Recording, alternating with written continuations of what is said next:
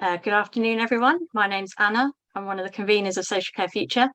Thank you for joining us today on what is, I think, our third learning exchange around sort of how other social campaigns have done things and learning from them.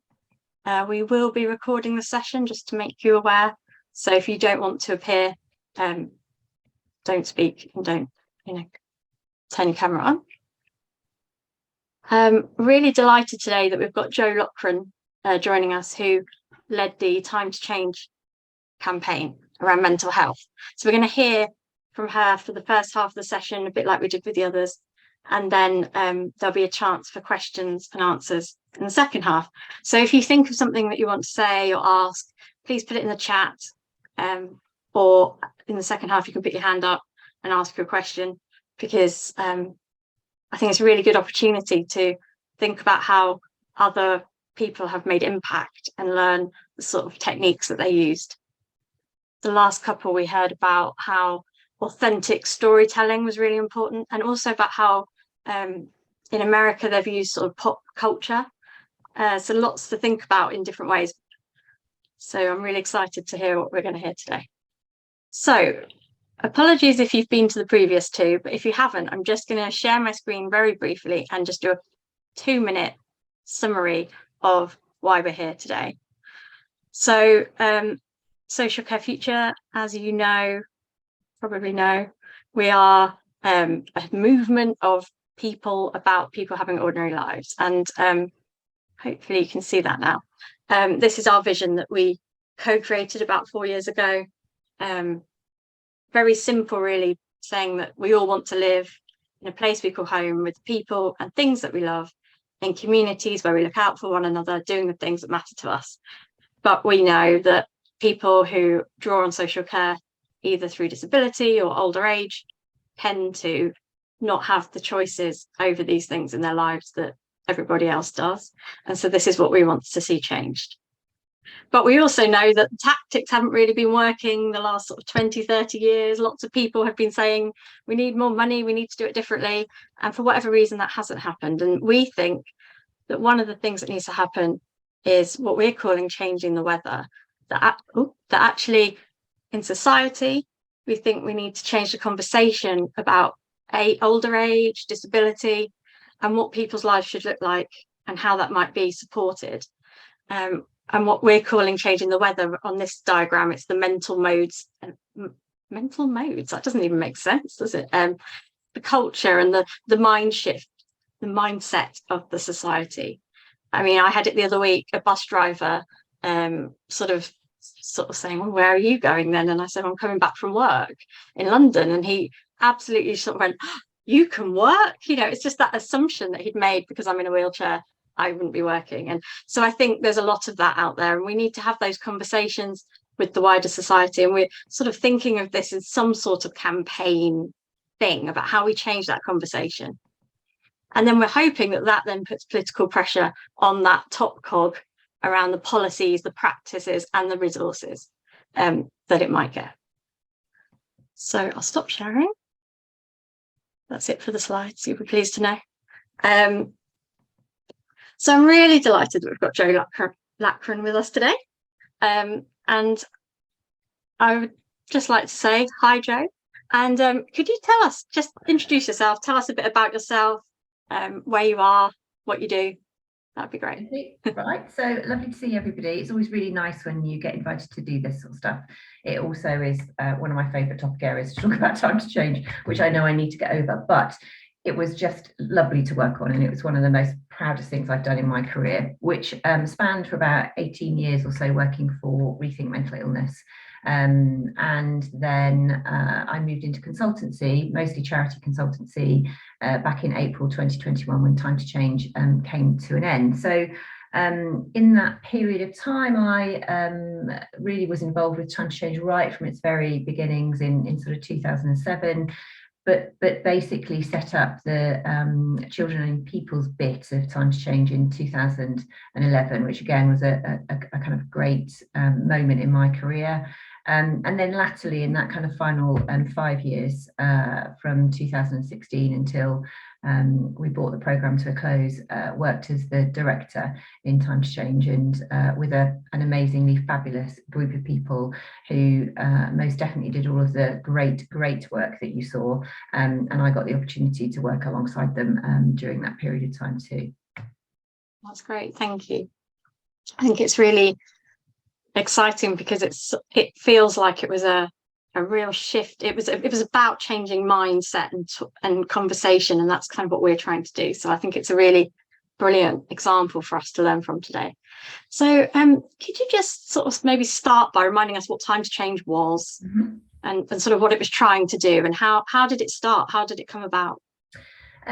Yeah, so I mean, you know, the official answer to that is that we were kind of set up so that we were a kind of social movement, one that we wanted to kind of change how we all thought and acted towards those of us with mental health problems. And our vision through the whole period of time, in fact, was that we really wanted that inclusive society that really made sure that people weren't limited by their experiences of mental health stigma and discrimination. And part of what we were trying to do was to do that at a kind of multi-level way. So thinking about societal, institutional, thinking about community, and also at individual level. So again, part of the kind of formality of it, you know, we had 3 broad outcomes that were consistent across the period of time that we ran the programme for about 14 years, about improving public attitudes and behaviour, about reducing the experience of discrimination, again reported by people who were experiencing mental health problems, and that really encompassed things like personal relationships in social lives, and also at work. And then also, because at the heart and soul of really everything that we did at Time to Change, and quite rightly so, we couldn't have been an authentic organisation had we not done so, we had people with personal experience of mental health problems. So our sort of third outcome was around you know, people feeling increased empowerment, increased confidence when engaging in Time to Change activities. So they were the kind of overarching outcomes, and sustainability, which I'm sure we'll talk about in a little bit more detail a bit later on. And I think the reason it came about, so the non-formal official stuff, it came about because as Mind and Rethink Mental Illness, the 2 charities that ran the programme, when we spoke to our beneficiary audiences, the thing that they talked about and touched on time and time again was the stigma and discrimination that they experienced, all the fear of stigma and discrimination in their lives, in their communities, whether that be with friends and family or whether that be in the workplace, was impacting on their lives much more than some of the symptoms of the mental health problem and condition that they might have had. So we brought Mind and Rethink together and said, right, let's do this. Let's find a way to challenge and change the status quo in terms of mental health stigma and discrimination. So they were that was the kind of unofficial way in which we came about. Yeah, no, that's really great to hear. And I think people with lived experience is kind of at the real heart of Social Care Future. So it's really encouraging to hear that was also at the heart of Time to Change. And I know it will be important however we go forwards. That's kind of at the core of us. So how did you do it? What did you try? What did you use? What made this a different approach to previous campaigns and things? Well, it's funny. I was kind of I was thinking through, you know, how did we come about and what did we start, and were we actually so different from everybody else that was out there doing stuff or not? And actually, the truthful answer is that a lot of what we did when we tried to set ourselves up was to look at what had been done before and what had worked in other areas and other countries in terms of mental health stigma and discrimination. So particularly in those early years, we looked at See Me Scotland, which had been running for quite a few years at that point, as well as like mine in New Zealand. And Canada was also doing a lot of work around this space as well. So we kind of looked to there to make sure that we were literally beg, borrowing and stealing the best of ideas, and making sure that we were making the money that we had gained through funding from Big Lottery Fund, Comic Relief, and latterly from government, that was working as best it could by not reinventing the wheel or remaking all of the mistakes that maybe others had made. And that, in fact, we were part of a global alliance in the end of anti-stigma programs, which is worldwide. So were we different? Well, yes, sort of, but we made sure that we were multifaceted and multi-leveled. So that was the kind of first thing, I think, that was, and we were kind of dedicated to do stuff on an England-wide basis. So it was very much looking at that kind of holistic way in which we could deliver this at lots of levels.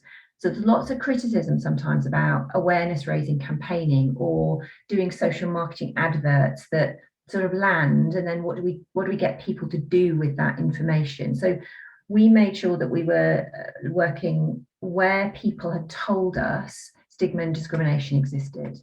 And that was in workplaces. That was trying to work with young people in secondary schools, because we knew this would be a change in a generation. So we needed to kind of work with the younger people who were going to set their attitudes and behaviours now, but also be the employees and employers of the future. They would also be the parents of the future. They could bring this and bring that momentum on. We also knew it was really important to work in communities and to localise what was a national campaign, because again, working with health and wellbeing boards and local authorities was key to what we were trying to do, because we knew that they had that micro level of knowledge, so they could take what we were doing and then tailor it to a kind of more local area. So we that was the kind of, if you like, the place-based stuff that we did in workplaces, in schools and in communities. And then we also did what I sometimes think about almost as the kind of umbrella piece of work, which was the social marketing campaigning, the bit that was very much about saying to people, mental health, stigma and discrimination exists. You might be unconsciously playing a part in perpetuating or making that worse.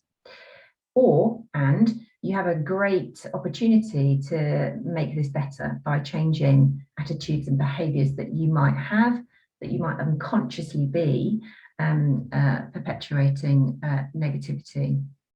We also looked at segmenting our audiences. So we didn't do a scattergun approach to trying to reach everybody, but what we did do was we sort of took a sort of the general public, and then we segmented them down, and we then understood everything that we could, all of the levers and all of the barriers to change with that target audience.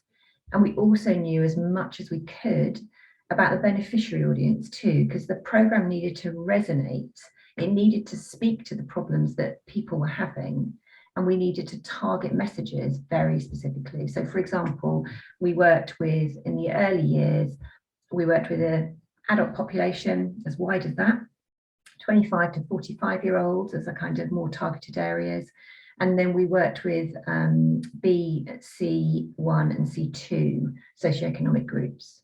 And that just helped us to really make sure that we were focused in terms of our messaging and what we needed to say to get people to move along that behaviour change journey. I think the other thing that we did, we talked, the importance of people with personal experience, but really, really investing in that. So we made sure that we provided training and support to people who had personal experience, but also might want to use that experience either to share their stories or to help behind the scenes or to promote the messages that we had, because they were passionate about the cause. So that was the other thing that was kind of very, very clearly embedded in what it was that we were trying to do. And I think finally, we had two things really. One, a really clear behaviour journey where are people now? And in an ideal world, where do we want to take them? And what activities do we want to insert at various points to make sure that people continue on that trajectory to where we want them to be, acknowledging the fact that people will fall back along that journey. And so we needed maintenance activity. Time to Talk Day was one of those, as well as activity for people who were completely cold to the topic area. We needed to make sure that we were creating content for them as well. And the final bit was absolutely investing in insights research, evaluation research, and then research that helped us to understand the impact we were having against our sort of 3 to 5 key outcomes that I kind of described earlier. Wow, lots going on. It's making me think, wow, it sounds like, I don't know how big a team you had, but I'm thinking we might need to get some support with some of this stuff if we wanted to go that big. But I love how you described that behaviour journey. We've used at various points recently the 3 horizons model, and this idea of this is where we want to get to, this is where we are now, and how might we get there. And I think, as you say, though, different people in society will be at different points along that. So that's a really helpful way of thinking about it. So what did you achieve? Like, did you meet your aims and your objectives? Like, how did it go? Yeah, we did. I mean, and sometimes that was quite hairy. There's something about there's something about measuring your outcomes over a kind of, we were funded in 3 phases, and there's always something about when you start off in something and you make sure that you're doing pre and post for the evaluation of the actual campaign. Is it meeting what you're supposed to be trying to achieve? Is it moving people? And then you've got your overarching outcomes, and of course you don't necessarily measure them every single year, but you have a kind of, you want to get 5% in that period of time. So there's always that bit of holding your nerve slightly, where you think, okay, have we actually achieved what we said we were going to achieve in this period of time? There's always that kind of relief when you think, well, we're there, or we're pretty damn nearly there.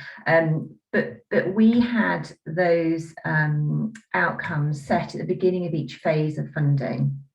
And then, so if it's 5% improvement in public attitudes, as an example, we set those in the first year. And then at the end of that, we were like, okay, have we achieved that? Have we achieved that end? And then at the beginning of the next phase, it was another 5% improvement. And then have we done that? So overall, I think the other important thing that I wanted to mention about evaluation too, and I'm going to answer your question in about a second, is that there is about this trend to get to where you want to be. So one of the other reasons that things are quite hairy as you're delivering something is that things change in the outside environment. You have no control over whatsoever. So we began 2007. We'd had a really great kind of, campaign. Off it went. We were like, oh, I think this is working. And then we had the financial crash in 2008. And we just know that attitudes harden at times of economic crisis or, other crises. So we were very much thinking, oh my goodness. And at that point, we were taking measures every year. And clearly we dropped. We had a great, something like 3%. And we were like, wow, this is brilliant. And then we kind of went back to about sort of 2 or 1.5%. So the other important thing about outcomes is to be thinking about them as what did you achieve over time, and are you going, is the trend going in the right direction? That's the first thing before I then say what we achieved. So from 2007 through to when we ended, we, through our various bits of research, know that we had about 5.3 million people, adults in England, had improved attitudes towards mental health. So that was an overall improvement of 12.5%. So definitely spot on, or thereabouts where we wanted to be. We also knew that there was a decrease in average levels of discrimination by 15%, and that was according to a piece of research that we were running between 2008 and 2014. It's difficult to then be more specific on that in the latter years, because actually our research methodology changed quite a bit in that time. And then we know that we had that sort of 75% improvement in champions feeling more confident to challenge stigma and discrimination, and we reached about 69%. So not quite where we wanted to be, but still pretty good. And we had deliberately set ambitious targets, because that was important to have that kind of stretch goal all the time. And then there are the kind of softer outcomes. So again, there's that whole side of things where you think, well, okay, what's your actual attribution? And that's really difficult to kind of measure in campaigns like this. And so what we know we can say is, and again, we often talked about this as kind of the Time to Change acted as the kind of snow plow, and then we encourage other people to kind of to come on behind or to the side, in order for us to then open up the conversation and the right environment so that lots of other things could happen behind us. And that's also part of that sustainability bit as well. So that was very, very important to us. And then there were other metrics. So we know by the end of the programme that we had about 1,200 pledged employers through the Time to Change Employer Pledge. We knew that we had a touch point with half of all secondary schools in England, so about 2,500 secondary schools. And that gave us a reach of about 1.5 million young people. You know, we had 41 active hubs in regions across England, and in one particular year, the makeup of those regional hubs meant that we were reaching about a third of the population in England. Again, even these figures sometimes used to make me think, wow, this is pretty cool, actually. In our social marketing reach, you know, we were regularly reaching sort of 55% of the adult population and about 70% of the children and young people population. We had Time to Talk Day, which just grew year on year on year in terms of engagement, often trended #1 on Twitter. Apparently that's really good, as well as all the kind of digital background stuff that kind of went on. And as I say, one of the most important bits of it was that lived experience leadership. So over that period of time, we definitely had about 7,000 people with personal experience who were actively, you know, championing the cause of ending mental health stigma and discrimination. So there are lots of ways in which we can measure achievement. I think the fact that we are now still having a conversation about the importance of mental health, the fact that when COVID began, we began to talk about the impact physically and mentally. Some of that stuff simply wouldn't have happened had there not been a big, we were very lucky to be well-resourced anti-stigma campaign that ran for almost 15 years. I think there would have been lots of things that we still wouldn't be looking at today, not because of Time to Change per se, but because something began as that catalyst that allowed the environment to change. Yeah, no, I was saying, sorry, just dropped my pen, before we started, that I feel just, you know, I look on the TV and I see celebrities and politicians talking about their mental health. And I feel like 20 years ago, 15 years ago, that just wouldn't have happened. They wouldn't have been opening up about their experiences, and that change in that conversation, as we say, it's, you can't necessarily say that's because of Time to Change, but I do think there's been that shift, and I suppose that's that sort of shift in the weather that Neil talks about and Sarah talks about in the kind of campaign strategy stuff. Yeah, it's very encouraging to hear. It sounds like, well, yeah, it's brilliant.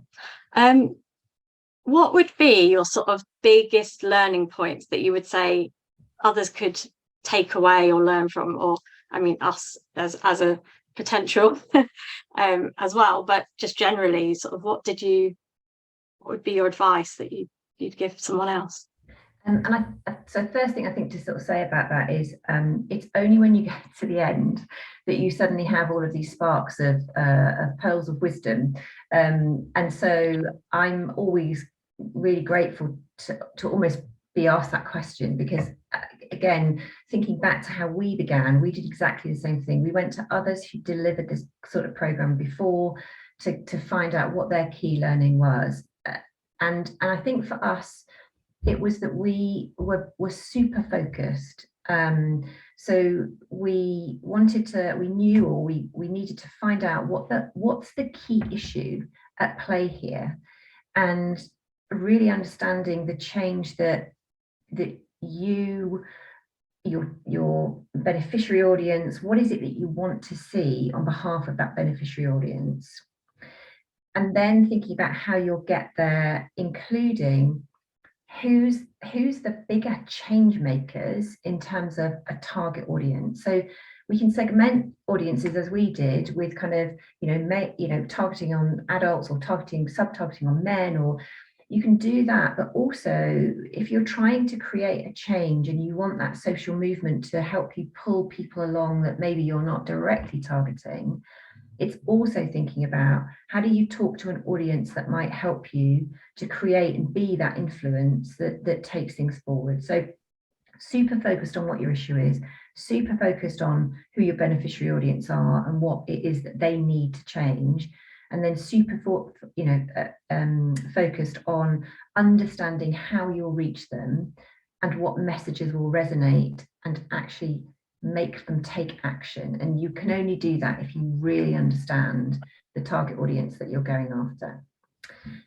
I think the second is to, whatever the issue is, whatever the topic is to think about your target audience and supporting them to be involved. And that's not a cheap thing to do either. It's time intensive, and it's often monetary intensive.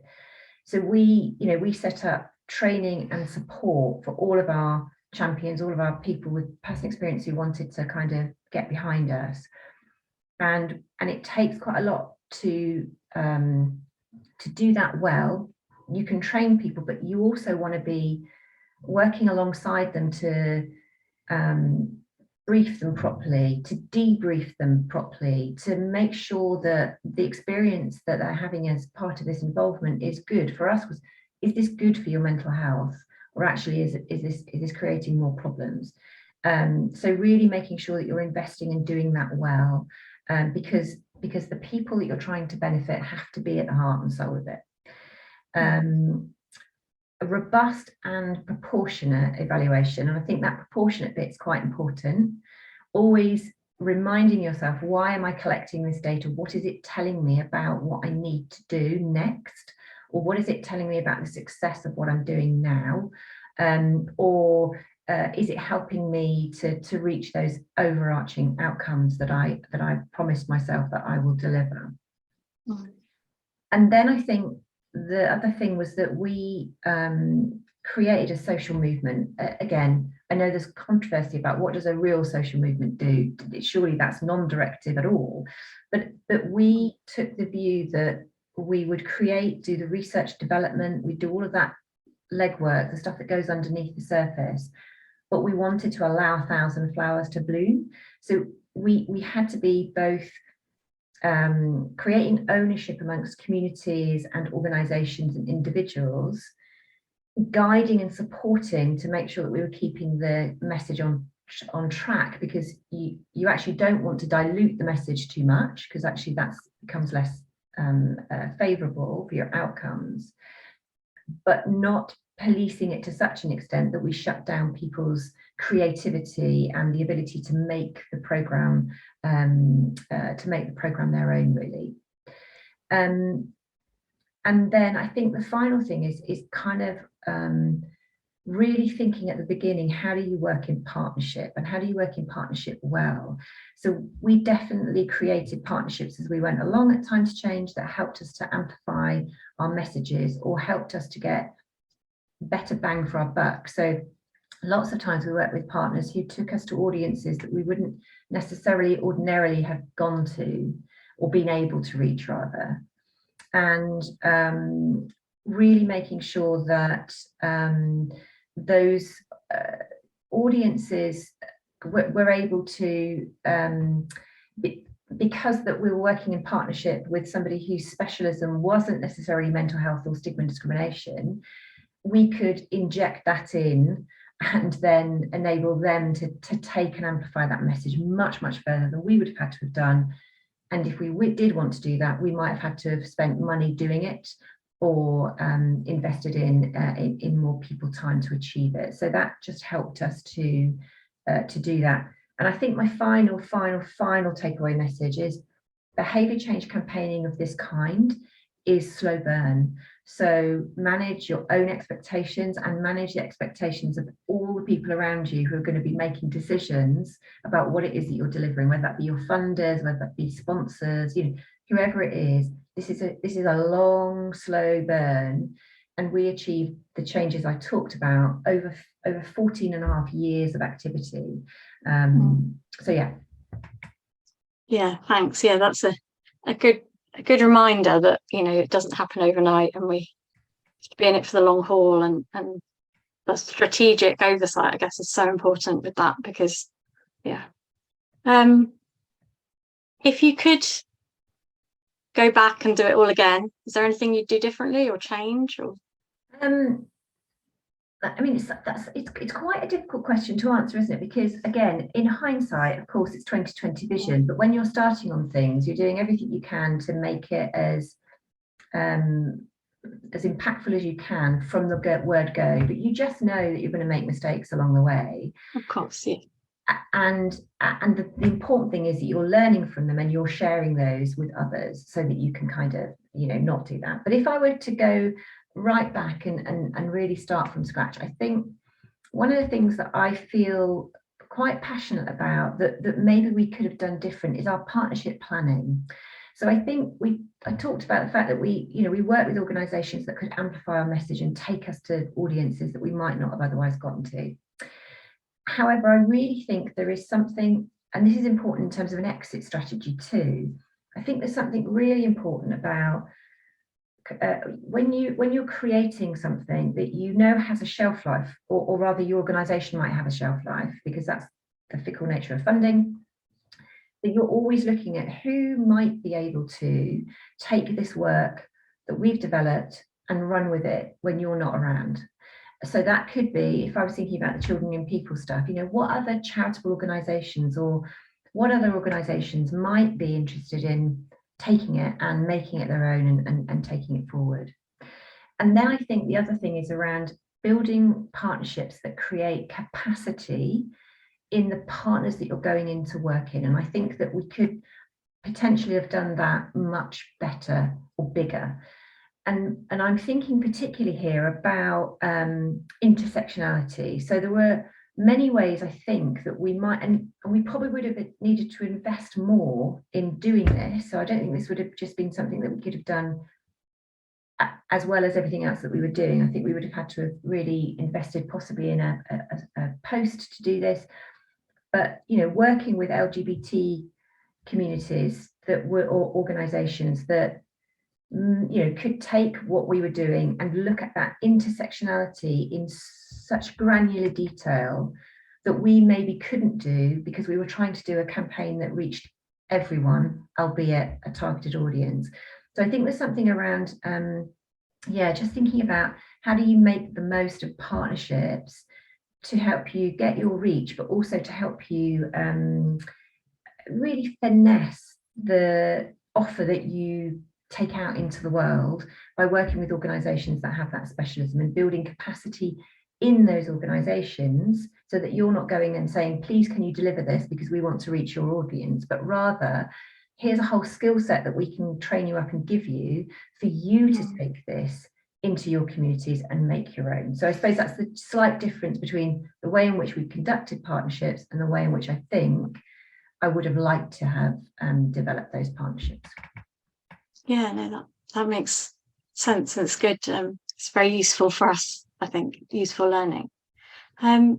Before I go to questions, because I think there have been some in the chat, I know your next bit of work is going to be with Aging Better on tackling ageism. Now, I know it's not kind of started yet, so you can't tell us a huge amount, but I suppose I'm interested if you think there'll be sort of big overlaps around what you did with the mental health stigma and the ageism and what that work might look like. Yeah, and I think, and this is almost why you saw me sort of almost hesitate about what did you do with this campaign that was so different to all the others, because actually you start to sort of see that you have you have a kind of almost like a framework that is around behaviour change campaigning. And sometimes some of those bits of the frame are useful, and you take them and you move them along and you pop them here, and then you populate them with the issue based stuff that you need to do. But ultimately, yes, you're absolutely right. We're in quite early stages of the support that I'm offering them, but it will borrow on some of the things that were successful in Time to Change. So we'll test and experiment. We're definitely doing the groundwork that we did before, looking at audiences, trying to make sure we're segmenting them, trying to make sure we're understanding them. And ultimately what we're really trying to do is think about how we get that audience and what activities we need to provide for them in order to change the kind of attitude, knowledge, behavior towards age and aging, and that campaign is very much looking at ageism from as it impacts older adults. So yeah, so probably what I can say now, just because we are at the really early stages of it, but we will be doing a launch early in the new year, and definitely want to encourage everybody to go on the website. And just sign up if you're interested, if you want to know more, and there's a newsletter that we're creating that will go out to keep everybody up to date and informed on that. Yeah, no, I think it's really encouraging. It's an area that we as Social Care Future know that we have a lot of people with lived experience, but we definitely have more people with lived experience at the working age end. So we're trying to work out and do a piece of work at the minute. A lady called Sian has been leading on that, about how we have more voices of older people feeding into our work. And I think the ageism thing is a massive part of why social care has never really been sort of properly done and sorted. Thank you so much for all of that. My brain is full. I think there have been lots of questions going on in the chat. I think the first one was Antonia. Is that right, Neil? Or sorry, Neil, did you want to come in and... Well, yeah, actually, so I'll invite Antonia to ask. Actually, it might have been, sorry, I've lost track of the name. See, I had one job and already it's gone wrong. Just a second. There were two questions. One was actually my own, and then there was a further one, both of which are on this question of segmentation. So I'll just ask my bit and then link it to, I think it was Patty, actually. Yeah. So I'll ask mine and I'll invite Patty to ask hers, if that's okay. Yeah. So mine was just this question of how do you make decisions about the segments? Where do you begin? How do you work out which should be a valuable segment to focus on? So that was my bit of the question. And then Patty, do you want to come in and just ask? Yes, like I guess I feel like Joe answered most of it, but I'll take this opportunity to kind of like ask a further question, if that's okay. What kind of data is it that you're gathering about your audiences that help you segment it? Because like, of course we have like, like age and location and occupation sometimes, but like what else, and how does the language that you use change when working with these different segments? Thanks, Patty. You're from Engage Britain, aren't you, Patty? That's correct, yes. Yeah, okay. And then we'll go to Antonia next. So. Okay, so now the caveat around all of this is I am not a segmentation expert, but I do know that we need to do. What we did at Time to Change right at the very, very, very beginning was that we looked at, we did a big survey with 4,000 people with personal experience of mental health problems, because what we needed to understand was what did stigma and discrimination look like and feel like from their perspective? Where were they experiencing it? How were they experiencing it? And from whom? And that enabled us to then do a further piece of research to then look at, okay, if we, and to be fair, in those early days, we were looking at low-hanging fruit. So we were looking at the people we could make the most change with. And for us, that was very much, as we sort of said, that the segments were very, very broad. So they were things like it would be adults, it would be the 25 to 45 age range, and it would be that socioeconomic group.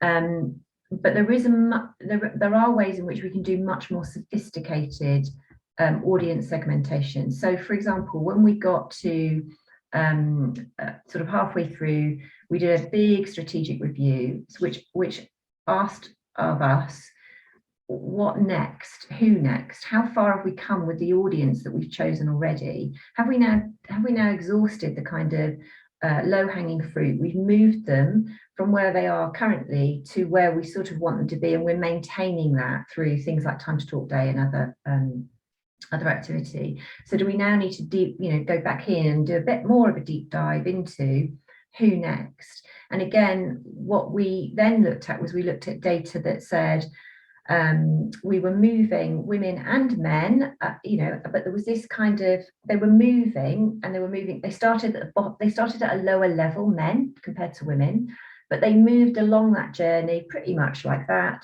but there was still a gap. So then we were saying, okay, what we really want to do is we want to figure out how we then reach that male audience with a lower socioeconomic group, because we now know that if we target there, then we're starting to bring everybody up to the same sort of level. But then the other thing that with the different client I'm working with, again, we're working with an agency, by the way. So again, that's the other thing, the other reason why I'm saying caveat, I'm not the expert. And that agency is trying to get us to think about how we might group people together that might not be about age or socio-demographic group, but might be about segmenting people that are very like each other. And so it doesn't matter if you've got male, female, children, it doesn't matter about that. What matters is that they are alike, and therefore we go in and target those. Now we may target those because they're alike, and also likely to influence others, likely to take the messages we're creating and do something with them. Well, that can be a segment, depending on what your kind of overarching beneficiary audience insight tells you. You might want to do segmentation in different ways. And I'm hoping that has actually made sense from my non-specialist understanding of segmentation. Thank you. Just before, one of the things that we've done is that we've grouped people by the stages of the projects that they've been involved together, and not necessarily by like age or gender or anything like that. But anyway, thank you so much. Yeah. Thanks. Thank you. So, and I think Antonia was next, if she wants to go.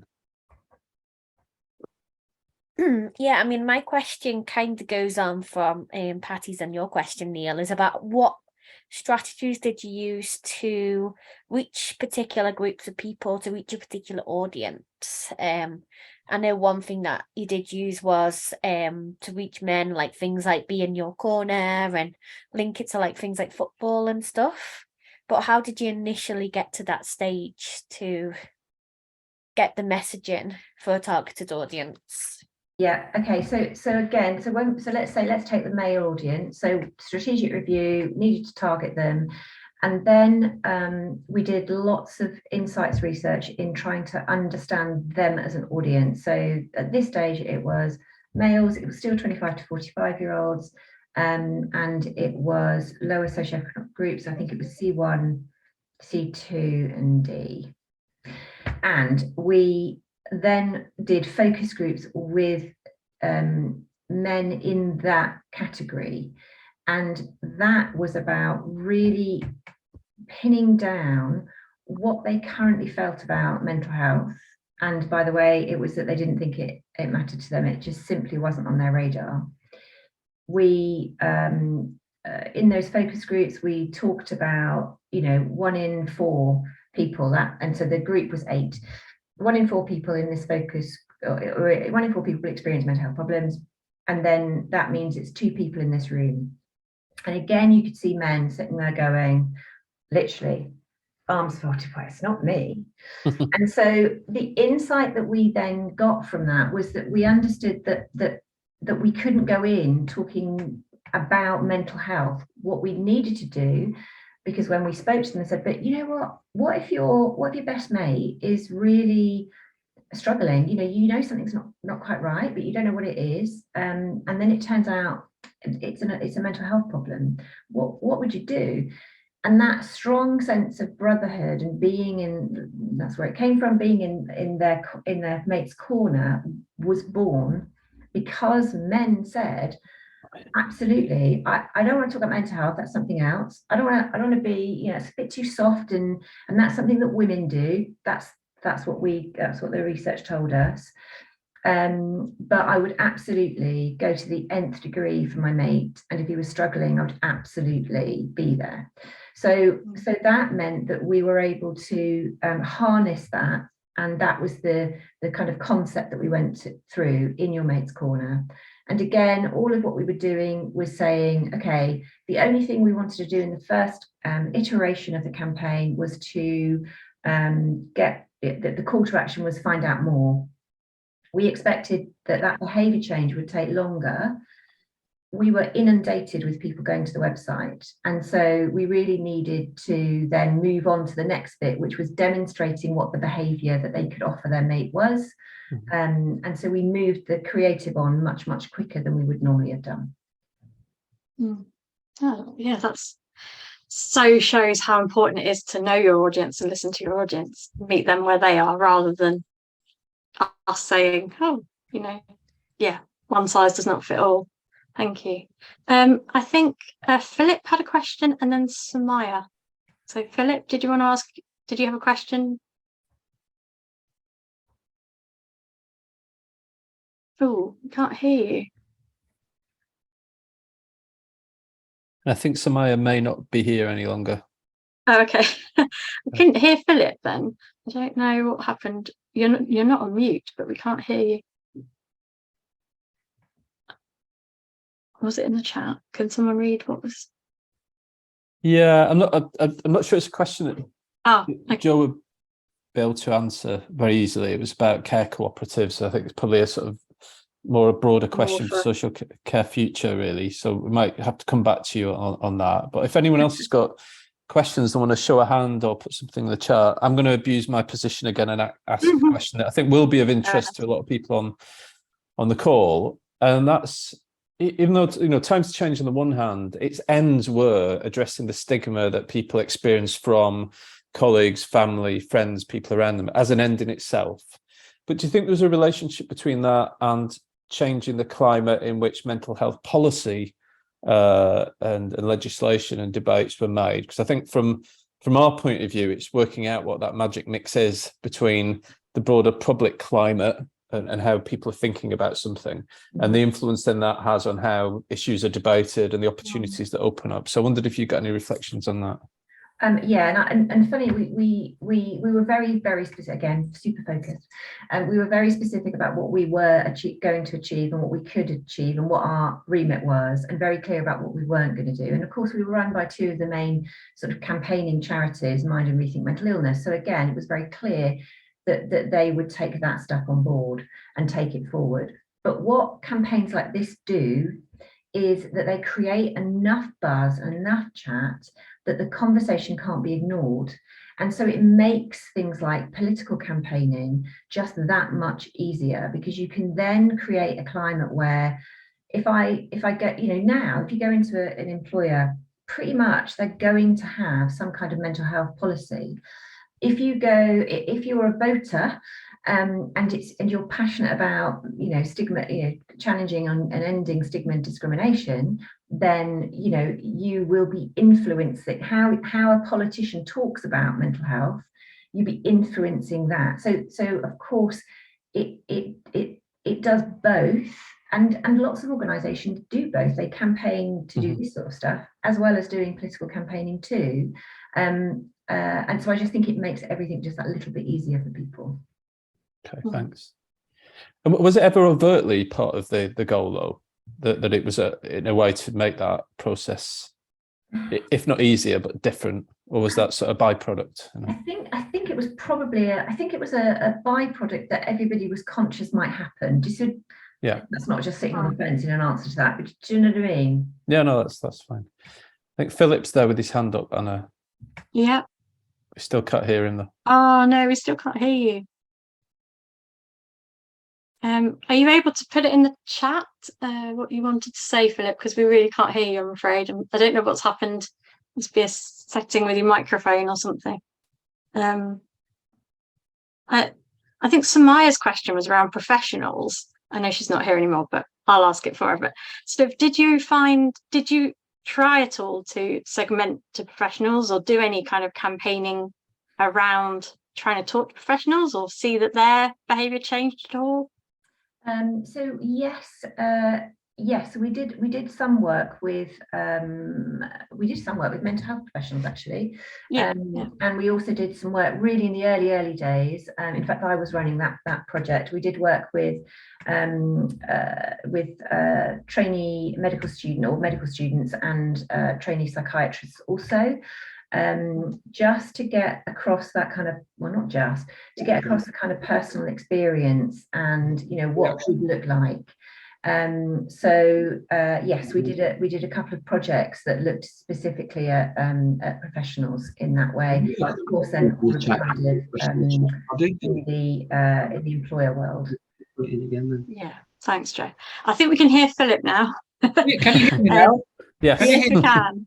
Oh, good. I've just had my illustrious son to log me in with my laptop. Good. At my time of life, I find it difficult with this modern communications, but I'm not afraid of it. It's just difficult.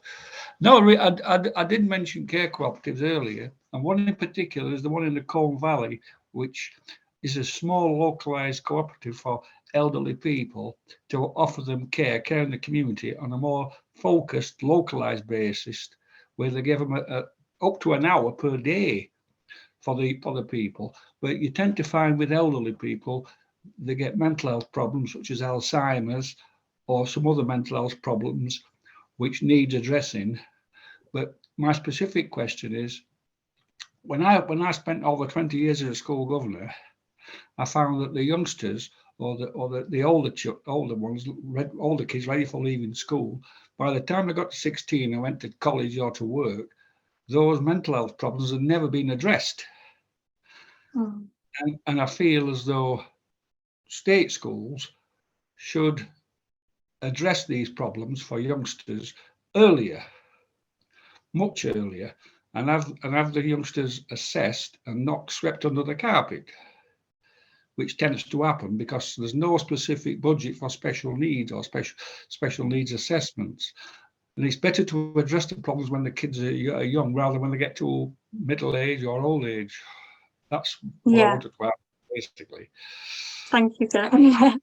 Yeah, no, I think I know, Jo, you were talking about how you'd done campaigning with the children and young people. I suppose yours was more about the stigma that children and young people might experience in schools, but I think definitely you'd want to have that support there for them, I'm sure, in schools. But I think this comes back to actually Neil touches on your question really, which is if we raise awareness enough and if we challenge stigma and discrimination enough, then actually we can go and campaign to government to state that, because it's not really schools as such, I would argue, but certainly that funding or attention be paid to making sure that we're able to kind of catch young people when they need it most without creating unnecessary pathways through to via CAMS, for example. So one of the things that we were also trying to do was making young people aware of what good mental health looked like for them and how they took care of their mental health, as well as thinking about stigma and discrimination. And that's not to say that is the answer if somebody has a diagnosable mental health problem. I'm not saying that by any stretch of the imagination, but often we spend most of our time in work with our colleagues, or when we're young people, we spend them with our friends. But probably our research would suggest that young people will talk to each other and adults tend to talk to them, to their peers.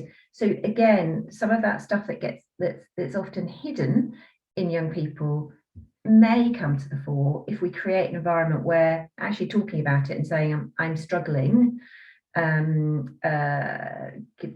it just is more open, and then we can decide whether or not the pathway is, then through more professional help and support. So I think there's something on both sides there. Yeah. Brilliant. Sian has just asked the question that I was going to ask. how much this cost? Yeah, Because I think I'm hearing in my head all this amazing stuff. I don't know if Sean wanted to come in, or are you there, Sean? Oh yes, here she Yeah, is. no, I'm here. I was no, I mean this sounds an amazing campaign and was clearly successful, but it sounded as if it was extremely well resourced. And I just wondered what level of funding. Yeah, and I think that you know, one of the caveats to all of this, and maybe actually I should have been clear about that at the beginning, is that we were incredibly lucky. Two reasons. One, we were incredibly well funded, and that funding consistently went on for 14 and a half years, which as far as I'm concerned in the charity world is exceptional. And so our budget was like 20 million for like 5 years, and our staffing structure was about 50 members of staff, all each of them being able to look after all of those different things. So we're talking really, really, really big scale. And I think that we have to acknowledge that when I talk about it, that's not always possible to have that level of funding. So therefore, it's even more important that we're thinking about how do you become super focused if you have less funding? How can you create opportunities for some of this stuff to be happening pro bono? All of that stuff that you're absolutely right to raise, which is, yes, we were incredibly well funded, and therefore we were able to deliver what I've talked about here. Yeah, and I think so far we've been going for about 4 years with no real core funding. We've sort of just asked people for little bits of money here and there, and we've been creative with that. And I think in some ways that gives us flexibility and spontaneity, but also challenges. And I think we are hoping next year to put in a funding, to try and apply for some funding, but it won't be 20 million. So we will have to find our space in the middle and, as you say, be focused and really make sure that what money we do get, hopefully will be best used. But I think that creativity and the movement that we already have these people, some here today and much wider group, who are kind of behind it, that hopefully they can also do in their areas. And yeah, I'm sure we'll find a way. It won't be the same and it won't look like Times Change, but it will hopefully have some impact as well. I'm just aware of time. We've had an amazing hour, but it's flown by. Thank you so much for coming and speaking to us. I think it's very inspiring, and I look forward to hearing what you do with your next bit as well, because I feel like I might be working more closely with you on that, because it sounds kind of more in our space as well. I just want to say happy Christmas to everyone, or festive period if you don't do Christmas, and I hope everyone keeps warm, has a bit of a break, and in the new year we will be having more events and sending out updates. Make sure you're signed up to our emails. You can do that on the website, with kind of the next stages of this. So we've sort of been coming to the end now of the gathering information, talking to lots of people, learning lots of stuff, and then we're putting that into some sort of plan for the next few years. So you'll hear from us in the new year. But yeah, in the meantime, have a lovely Christmas, and thank you so much. And thank you, Joe, again. That was great. Thanks, Joe. Take care. Bye, everyone.